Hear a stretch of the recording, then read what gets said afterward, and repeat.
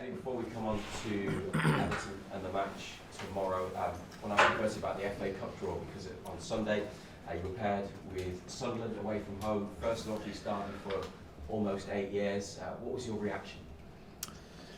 I thought someone was winding me up. I didn't hear or see the draw, so I was relying on other people to tell me. So yeah, to start with, I thought it was a joke, but no, I think it's a brilliant draw. I think it'll be a great game, one that we're looking forward to. It is a long way down the line for us, as we have a lot of games before then, so we'll put it to the back of our minds, but certainly something to look forward to.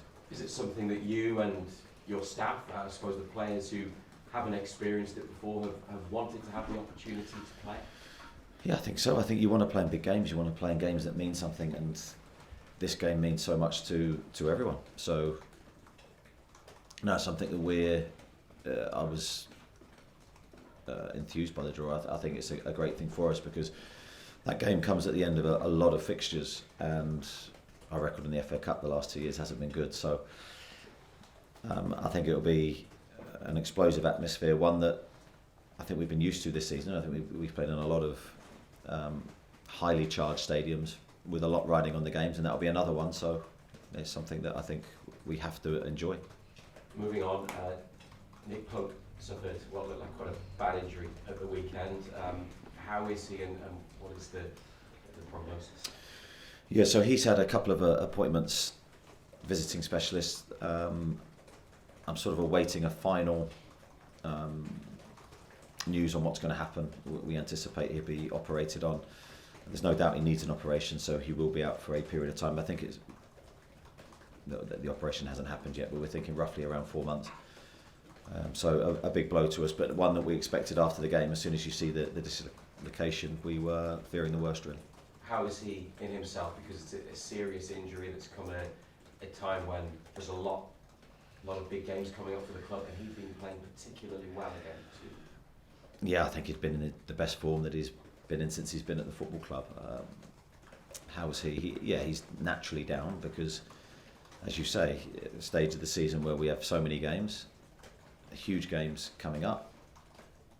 He's got obviously the Euros ahead of him as well, which he was determined to try and be involved in, and there's still a chance for that for him. But I think his main determination is to come back for us, and you never know what situation we'll be at that stage of the season, so it could be a lot worse for him. But obviously we were thinking of him and in that situation, because it was, again, another strange injury for us. There was no reason for that to happen in that moment, but I think with Fabian just blocking the shot in front of him, I think his dive was slightly different than it normally would have been, and unfortunately we suffer another injury to a big player. And Martin Dubravka came on and played the final part of the match, and you spoke about Dubravka after the game, but how big an opportunity are the next few months, not just for him but for Loris Karius and Mark Gillespie, who are also part of your Premier League squad? Yeah, we really believe in Martin, and I've always had that high opinion of him. Yes, we brought in Nick. We wanted to build competition for places. We want to build a squad that we felt could really carry us to great success. But Martin's a high-class goalkeeper. He's a brilliant shot stopper himself. He's very good with his feet and his distribution. So no hesitation about bringing Martin into the team, and I hope he does really well. At Everton, obviously they had the blow of a points deduction, but they picked up a good win at the weekend. They seem to have certainly improved from last season, don't they? But for the points deduction, they would be in a relatively comfortable position at this point. Yeah, I'd agree with that. I think they have made big strides, I think, as a team. I think they're very, very competitive. I think the biggest challenge for us is to make sure that we compete as they do. Very strong, physical team. They've got obvious strengths. They will pose questions for us defensively, which we have to answer. Of course, you've got the crowd and that dynamic and the situation they're in with the points deduction and what that's done for them collectively. So we're going to have to respond to a lot of questions posed to us. And just lastly, Goodison Park, the new stadium for Everton is coming. This could be Newcastle's last trip there. How much will you miss it and miss going there?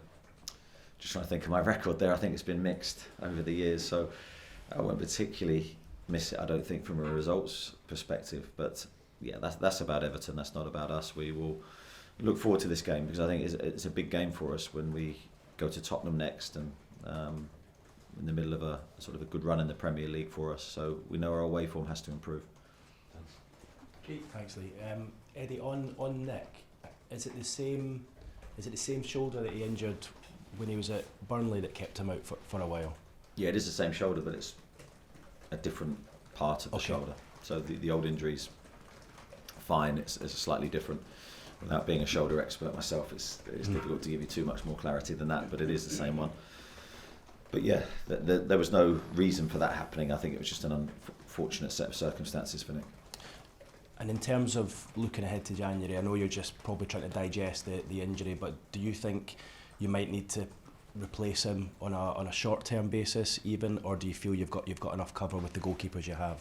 No, I've seen a lot of the media headlines and press speculation regarding goalkeepers and other players.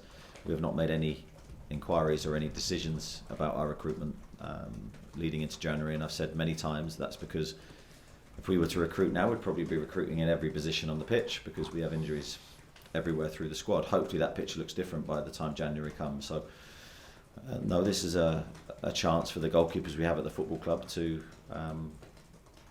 consolidate their positions, and that will be the same for every other position at the club. You've played the same starting 11 for 3 games in a row, hardly made a substitute. How proud are you of the players, what they've put their bodies through and their minds through over the last week or so? It's been a big effort from the group, and I think when you look at those fixtures in isolation, they're all very, very tough games. But the players have really grasped the situation that we're in. They've really stood up. I think took confidence from the Chelsea game, which was a massive result for us. We took that into the Paris game, which is a difficult one to still talk about. And then what a response against Manchester United. I think my initial impression after that game was that's our best performance of the season. And then when I watched it back, thankfully it was the same. So I didn't deviate from that. I thought it was a brilliant performance from the team from start to finish. And I suppose the question is, can the same 11 keep going? Well, we had a break between our last game and this game, so I've got no problems physically with the group now. Maybe going forward that will look slightly different because of the quick turnaround for Tottenham. What have you learned about your players that are fit and able to play, should I say, over the last week or so? What have you learned that perhaps you maybe didn't know before? I don't know if I've learned anything new. I think it's consolidated what I've already believed, that we have a group of incredible characters that are prepared to give everything they have physically, mentally, in order to achieve success. I don't think you can do what we've done in the last week without that. We've got some really good leaders as well that are pushing and helping everybody to perform at a very good level. And we've got a very talented squad, which I think you've seen with players out injured, new players have come in and really stepped up to the plate and performed ever so well. So I think there should be a really good feeling within the squad that we have the talent, we have the ability, and we have the character. Now, finding consistency and, as I said earlier, winning away from home, these are all things we're going to have to add to our repertoire. And I know you're probably taking it, Eddie, on a day-by-day basis, and understandably so, but with these 3 big games coming in the space of under a week, is there any chance that any of the injured players may be in and around it by whether it's Tottenham on Sunday or AC Milan next week, or do you think you're going with it with the same squad again? We hope so. Difficult to give a definitive answer on that. We hope so. No one's training with the group at the moment, but there are players that are very close. Can I also ask you a question on those players who are out? Because I noticed at the end of the game, both Sean Longstaff and I think it was Dan Byrne in the tunnel just awaiting the final whistle. And we've seen it before as well with Kieran Trippier when he was out injured and he was supporting the team from the dressing room without being out on the pitch. How much of the guys who are out injured right now, how much are they helping without actually pulling the shirt on over their heads? Yeah, well, I think they're very much supporting, and I think that again that's a sign of our unity. They're all the injured players are waiting for us after a successful performance and result to congratulate the players. I think there's a genuine warmth and good feeling towards the players that are playing from the players that aren't, and that's quite rare. I don't think you get that within every squad. So I think there's a real feeling of togetherness. Everyone's happy for the players that are coming in and played well. But there's also a recognition for us. We need those players back. We need their strength that they will give us. So, but that's been really good to see. Really heartening to see the collective qualities of the squad. Just last one from me. On the draw that Razor was asking you about there, and you said you thought it was a joke to start with. It's kind of almost, it's in keeping with your draws already this season, isn't it? I was almost forgetting my words there, but the Carabao Cup draws have been ridiculous. You've obviously had a really, really tough group in the Champions League as well, and it's almost just another one, isn't it? It seems to be the way this season. Well, that's why I thought it was a joke, because of the draws we've had. You're thinking, no, not another one. Now this is a slightly different draw because it's obviously our closest rivals, so it's slightly different, but the dynamic's the same. It's just a huge game for us in this season, which is turning out to be I think an incredible one for us. So yeah, bring it on. That's what, that's always been our motto. This season, however hard the challenge, we've got to rise to it. Cheers, thanks, Eddie. Alistair? Hi Eddie. I think it's 12 players unavailable. Have you ever known an injury crisis like that as a player or a manager, and is there any light at the end of the tunnel? As a player I probably did, because I was probably one of those players that was injured a lot. So yeah, we hope there's lights at the end of the tunnel. I hope we can get players back. I think the strange thing about this situation we've been in is we haven't had any short-term injuries. We haven't had a player that's been out for a week or 2 weeks. It's been, every injury we've had is sort of 4, 5, 6 weeks, sometimes even longer, which has been very difficult then, because with every new injury you get, there's a potential chance the squad's even more depleted. But as I said earlier, we've adapted to it. The players that we've had fit have stepped up and done really, really well. And I've been really pleased with the balance of the team as well. When you look at Tino coming in at left back and how well he's performed, and Louis Miley coming in, they've really added to the team and not taken anything away from it. How's Martin Dubravka been in this period where Pope's been the number one? Because it must have been a strange thing for him to go from being first choice to not. Has he been knocking on the door asking to play, or is he is he ready to take this on? I'd say he's been very, very good. The whole goalkeeping department's been very strong. I think they've all supported Nick, which has been great to see, because you want that support for the person that's playing. But what I would say is they've all performed to a very high level individually in training themselves, to keep pushing themselves, to keep pushing each other, to give better performances. And I think Martin's experienced enough to know football can change so quickly. 1 minute he's sat with us watching the game, the next minute he's thrust into the action. Against Manchester United, he used his experience and handled that last part of the game really, really well. So I've got no doubts about him as a goalkeeper, as a character, and hopefully he goes really well. And just one on Sunderland, it's a long time since Newcastle have beaten them. Kind of adds to the pressure of the match for you, as if you needed another high pressure game. Yeah, well, it's interesting that the recent record in those games. I wasn't fully aware until the cup draw how how we'd fared in recent years. Hasn't been good. Our recent results have been disappointing.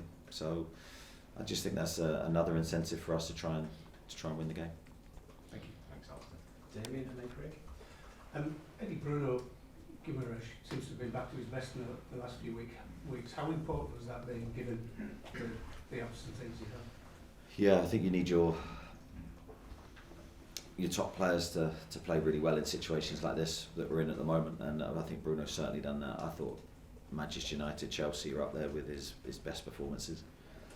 I think he, and the first half against PSG, I think he was very, very good with the ball, very creative, managed to get himself connected with the players in front of him, but also off the ball I thought he was really good, physically excellent, pressed really well. He's such an important person to that part of the game for us, that it's hard work for him physically, but he's able to repeat those the physical exertions that we need him to. So I think his game's in a very good place, and it has to be for us to perform well, because he's at the fulcrum of everything really. I think you spoke last week about playing with this ankle injury, which he did for a long time. How debilitating was that for him? I don't know, only Bruno could answer that really. I was sort of aware in certain games he might twist his ankle again and be sore for a period of time, but then he'd always he'd always come back from that and be able to sort of run it off. I don't recall him missing many training sessions from it. So no, I think he's handled that really well. Craig? Morning, Eddie. When Sandro was suspended, the assumption was you would go out and get a midfielder in January. Has Louis Miley changed your thinking with regards to that? Can he be Sandro's replacement?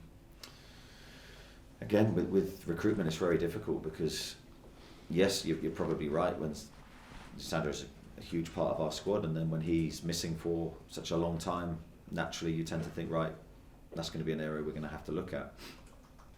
We wanted to run with 6 midfielders this season, Sandro, of course, being one of them, and Louis Miley being one of them. So a lot depends on, as I said earlier, how we look injury-wise when we come closer to January. At the moment, as I said earlier, we would probably recruit every position if given a free hand. Now we know that hopefully we'll get players back and the squad will look very different. So Louis certainly done himself no harm of playing more football, especially the level of his performance against Manchester United, because I think I said after the game that would have probably been the hardest game for him mentally, because it came off the back of a tough week, but it was his best performance. I think that speaks volumes of how good he is. And he's come in as a 17-year-old. He hasn't missed a minute. And the games to come in for, he's come in for Chelsea, Paris Saint-Germain away, in Manchester United at home. It's not bad, is it? Have you ever seen a 17-year-old do that? No, I haven't, no. But it doesn't totally surprise me from what we saw pre-season. So pre-season's a really tough physical time, but it's not so much the physical, it's how you handle it mentally. Can you go day after day, tough training sessions, tough matches?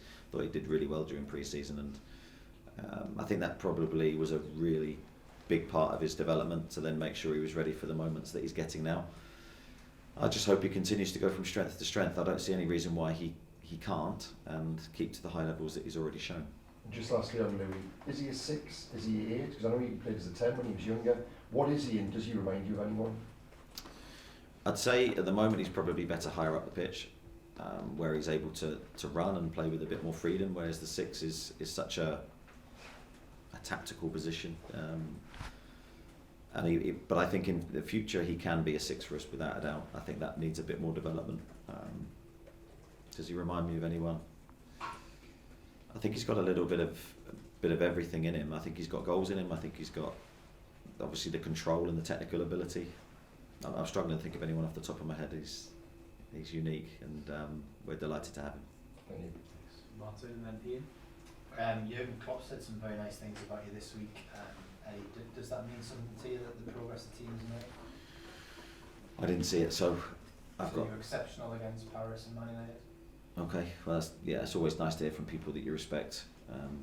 Jurgen's someone, undoubtedly, we respect his opinion and what he's done in the game, so that's nice to hear.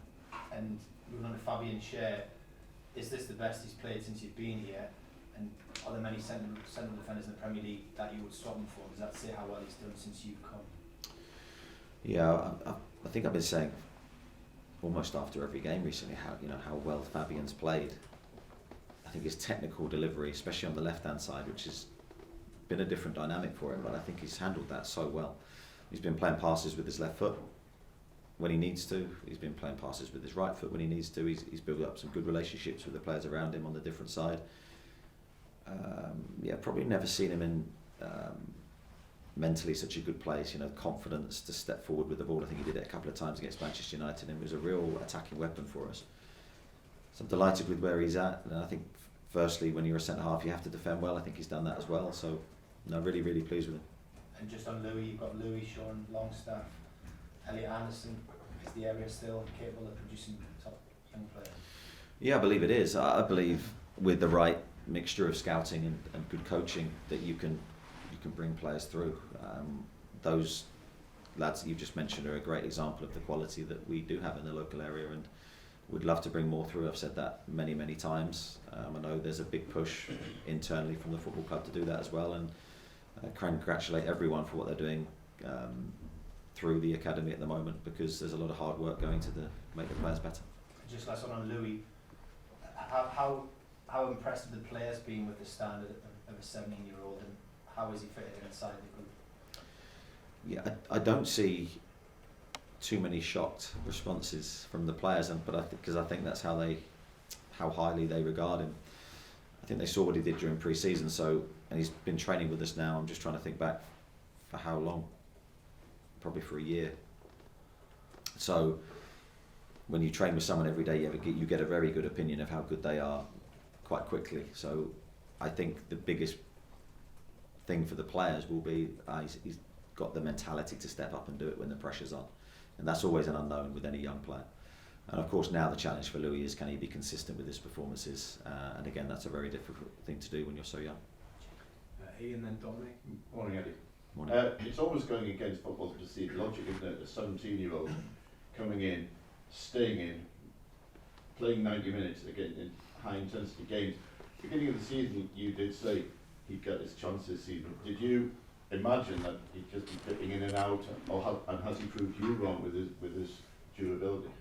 I think with any young player, that probably, I don't think there's a right or wrong way, but ideally you'd probably dip a player of that age in and out. But I think everyone's different. I don't think you can judge all 17-year-olds the same. Physically, he certainly doesn't look like a 17-year-old. He's 6'2", he's strong, he's filled out already. So I don't think he's your average player of that age. And I think he's shown that with his physical exertions in the last week, with the games that he's played and how he's performed physically. If you look at him towards the end of the Manchester United game, he's still running like he was at the start of the game. So huge compliments to his sort of physical well-being and how well he's looked after himself. And as I say, you can't judge everyone by the age. I'll judge the player by what I see, and at the moment he's looking strong, looking good, and he's been unfazed by everything that he's encountered. Another young player, Livramento, I mean, some of these players you're going to find very hard to leave out. In his case, almost impossible to leave out. He's proving as adaptable as he is talented. Do you see him as just a full-back, or can you see him almost like another full-back, like Alexander-Arnold, and stepping into midfield? Has he got a number of possible roles, I presume? I'd never say no. I mean, possibly. I think at the moment we're using him as a full-back. We see that as his best position. I always believed that Tino could play both sides of the pitch because he's comfortable. He's not overly reliant on one foot, and he will have a go with his left, and his left has actually surprised us a couple of times with some of the passes that he's found on that left foot. But his athleticism and his qualities are undoubted on either side, and I think good players can play anywhere. I haven't really thought of him as a midfielder at this point, but as I say, never say never. Thank you. Dominic and Jordan. You mentioned a few players could be close to a return from injury. Do you imagine they'll have to almost be patient to get back into the side and wait for their opportunity, given the levels of performance the players who've stepped in have had? Probably not with the amount of games that we've got coming up, and the very tight turnarounds. So it's not a normal season for us. It's not like we're playing Saturday to Saturday where anyone coming back from injury would probably be eased in.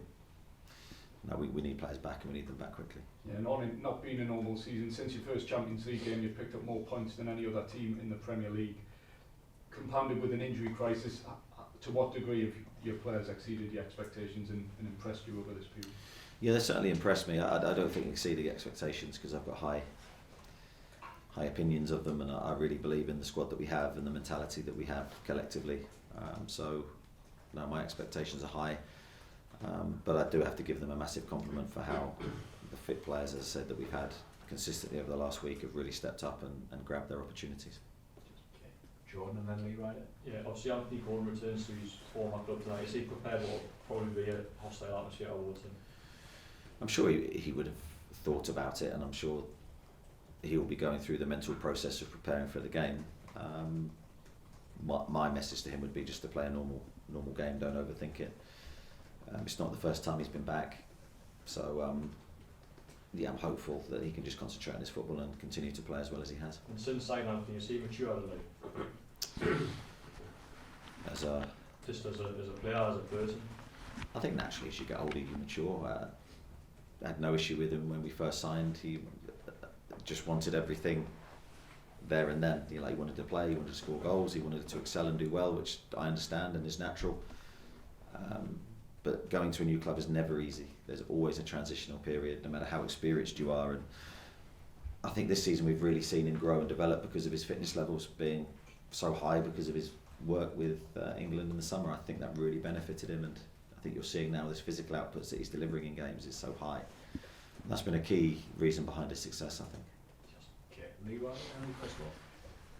Eddie, just on the January window, I know you obviously can't talk about names, but with what happened with Sandro, do you now have an extra sort of layer of research that you've got your scouts going through just in case something similar happens? I think I've said many times from my perspective, I don't know how we could have known that situation unless you're going into people's personal financial details, which isn't allowed. So I've got no idea how we could have known that situation. And you know, we mentioned the midfield area there. Is it? Do you have a specific position in your head that you need to add to in January, or is it genuinely going to be? You look at the injury list on January 1st. Maybe not January the 1st. Maybe December, late December.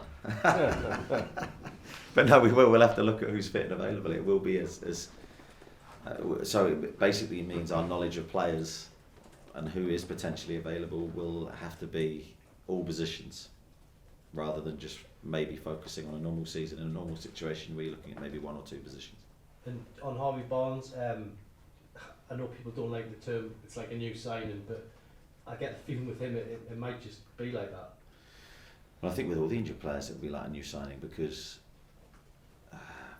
everyone's so important. So any player we can get back with the quality that we have of players that are injured at the moment will be like a new signing and give the lads that are currently fit and available a huge boost, because there's no part of us that doesn't want the whole group as strong as we can. So fingers crossed we can do that in the next couple of weeks. Oscar and Kieran to finish. Eddie, this sorry, week. Chris. I'm sorry, Chris, then Oscar. Morning, Eddie. You mentioned Bruno Guimaraes' recent form and the teams he's been performing against. I mean, when he first came in, he made a huge impact here, but there was maybe sort of questions against the very elite sides. Could he perform? Do you think he's gone on to another level now and that he is really delivering in those matches as well? Yeah, I never had an issue with him in any game. I think, of course, every player's form fluctuates through the season. You're never going to get a player performing at the same level all the time. But I think Bruno's performances in the last few weeks have been probably him at his best. Maybe his frustration is that he hasn't scored in that time, but I think you look at him against Manchester United, I think he had 3 or 4 shots. So he's getting into the forward areas and he's being creative. So he's the man behind the pass before Kieran crossed for Anthony. And that's where we want to see him. We want to see him influencing games, deciding games with his qualities. And if we can continually feed him with the ball, then he's got the qualities to open up any defence. Given his quality, he's repeatedly linked with the likes of Real Madrid or Barcelona. I mean, long term, do you see his future being, can he achieve what he wants to achieve at this club? Naturally, I'm going to say I think he can. We see his long-term future here, but this is football. It's unpredictable. You can never make promises in that side. Oscar, there's been a fair bit of debate among fans this week about the future of St James's Park following the club survey.